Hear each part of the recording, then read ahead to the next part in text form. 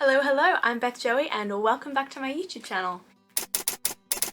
If you're new here, welcome. This is the channel where I paint my face, turn my camera on and talk about books. I was brainstorming at the beginning of this year, trying to think of all the sorts of things that I wanted to talk about on my channel this year, because I know that if I plan it out, I will have more success in actually keeping this going than I did in 2021 when I did like 6 videos because I got really excited and I got my new camera and then I didn't do anything for 6 months. The first one is 25 books to read before I turn 25. As there are 25 books on this list, I am not going to go through every single one in detail because we would be here for hours. I've split these into 5 categories, so instead I'm going to go into more detail about why I picked each category, and those categories are classics, romance, crime and mystery, fantasy, and nonfiction. The first category is classics. Now, I haven't really read classics since I was in high school.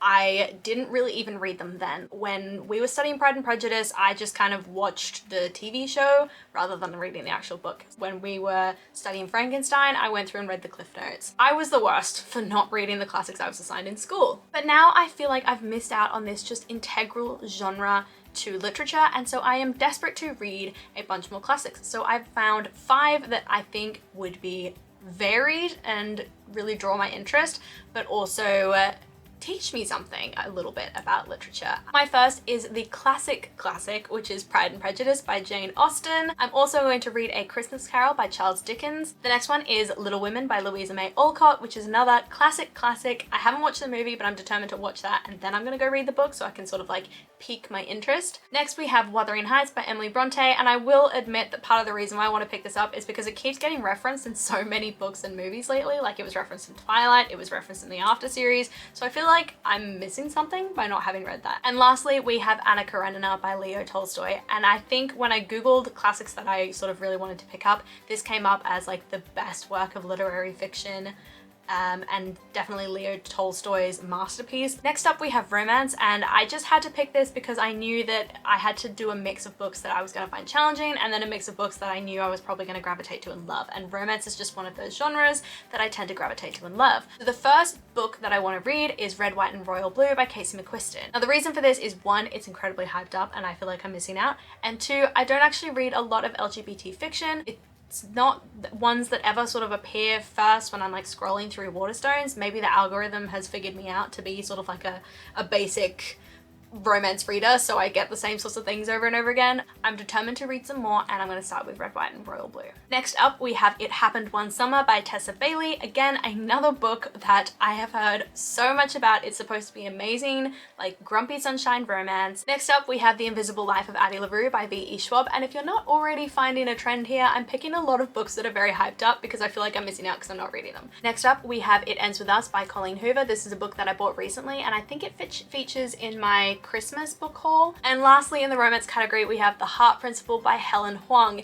This is a book that I've been putting off reading so much because I made the stupid decision of looking at reviews of people that didn't like the book before I actually picked it up, and that just scared me and I didn't want to pick it up because apparently it's less of a romance and more of just like a contemporary. I'm going to pick it up, I'm determined, but I just need to keep putting it on TBR. Then we go into They Never Learn by Layne Fargo, which is the first in our crime/mystery category, which is another one that has been hyped up a lot. A lot of my favorite booktubers have been saying how much they love it. Apparently there's some like mixed media elements in there, which is always right up my alley. Then the second one is The Lost Apothecary by Sarah Penner, which again, heard amazing things about. Next we have The Maid by Nita Prose, who is apparently Ruth Ware's editor, and I did really enjoy Ruth Ware's One by One. It didn't get an amazing rating because there were a few issues that I had with it, but the actual crime side of it was really interesting, so I'm interested to read her editor's work. And lastly, in the crime/mystery category is The Final Girl Support Group, which I believe is based around a bunch of women who come together in this group because they are like the final survivor of like horrific events,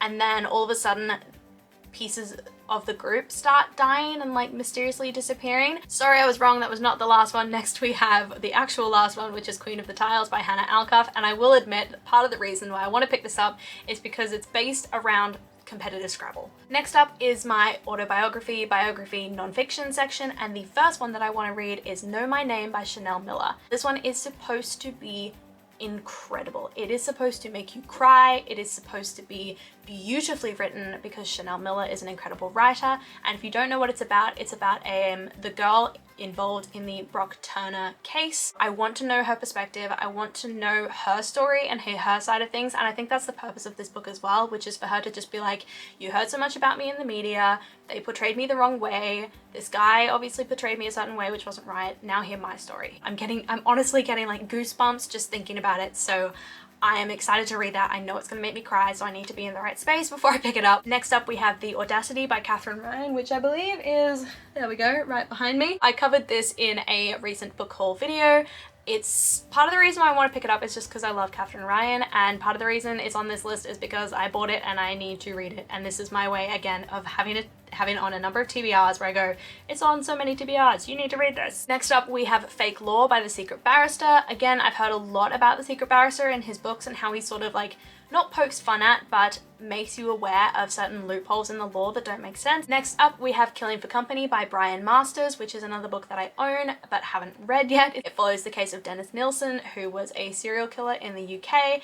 And lastly, we have Lady Jane Grey, A Tudor Mystery by Eric Ives. Now, this is one where I went to the Elizabeth and Mary exhibit at the British Library just this past weekend, and I heard the mention of a woman named Lady Jane Grey, who I believe was a queen for about 9 days or something after Edward VI, which is just fascinating to me.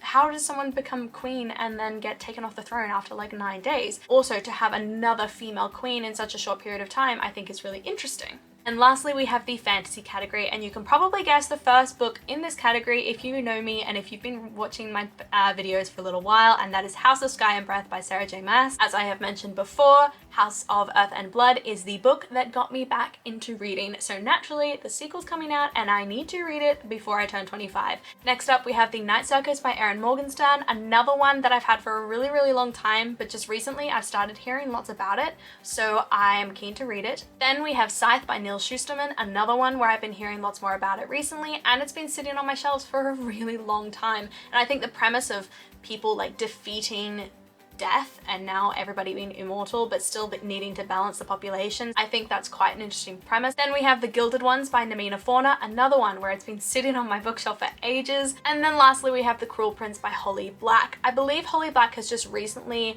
put out her debut novel in adult fiction, so I want to go back and read some of her other stuff so that I can then read that and compare it to some of her earlier work and see sort of where I like where she sits, if that makes sense. So that is my list of 25 books that I want to read before I turn 25. I am quite excited for quite a number of them. Some of them I'm kind of like, this is just my reminder to actually read them.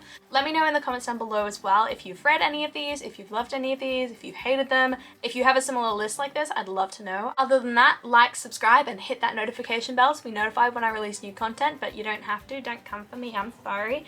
And then I will see you in my next video. Bye!